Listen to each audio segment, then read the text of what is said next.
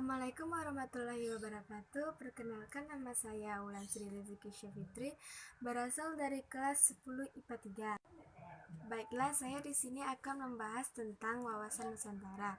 Wawasan Nusantara adalah cara pandang bangsa Indonesia terhadap bangsa dan wilayah negara Kesatuan Republik Indonesia yang meliputi darat, laut, dan udara. Wawasan Nusantara terdiri dari beberapa aspek Pancagatra. Yang pertama, ideologi, politik, ekonomi, sosial budaya, pertahanan, dan keamanan. Baiklah, saya di sini akan membahas tentang wawasan Nusantara dalam bidang ekonomi. Dalam bidang ekonomi, penerapan wawasan Nusantara akan menciptakan tatanan ekonomi yang benar-benar menjamin pemenuhan dan peningkatan kemakmuran dan kesejahteraan rakyat secara adil dan merata. Di samping itu juga dapat menggambarkan tanggung jawab pengelolaan sumber daya alam yang memperhatikan kebutuhan masyarakat antar di daerah secara timbal balik. Prinsip-prinsip implementasi wawasan Nusantara dalam bidang ekonomi. 1. Kehidupan perekonomian di seluruh wilayah wawasan Nusantara diselenggarakan sebagai usaha bersama dengan asas kekeluargaan. 2. Tingkat perkembangan ekonomi harus seimbang dan serasi. 3. Kekayaan di wilayah Nusantara baik potensial maupun efektif.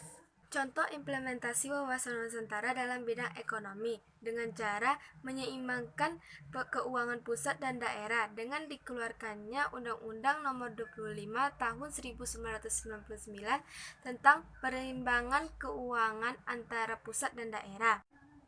1.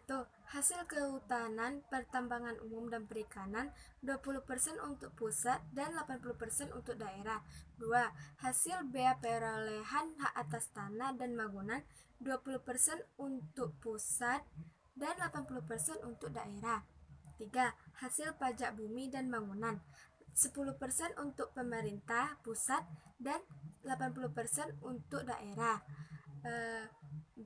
Hasil gas alam 70% untuk pusat dan 30% untuk daerah. Minyak bumi 85% untuk pusat dan 15% untuk daerah. Bahkan, porsi daerah ditambah lagi dengan adanya dana alokasi umum yang dialokasikannya untuk daerah-daerah dengan perimbangan tertentu, yang jumlah totalnya adalah 25% dari penerimaan dalam negeri APBD sebagai perimbangan.